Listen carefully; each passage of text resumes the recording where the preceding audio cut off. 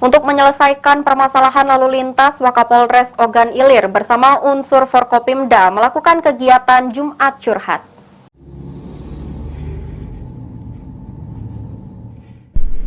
Wakil Kapolres Ogan Ilir Kompol Hermansyah mengungkapkan jalur yang dimiliki Ogan Ilir menimbulkan terjadinya peningkatan aktivitas pergerakan masyarakat di jalan raya.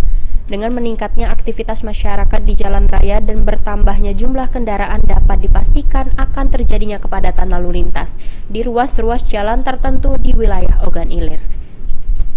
Kompol Hermansyah meminta bersama instansi terkait seperti Dinas Perhubungan dan Dinas PUPR serta dinas yang lainnya melakukan kegiatan koordinasi terkait kondisi jalan dan rambu-rambu lalu lintas yang ada di jalan Kabupaten Ogan Ilir.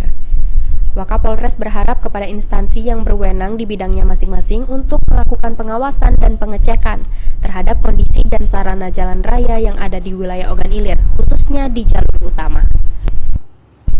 Ahmad Romawi, PAL TV.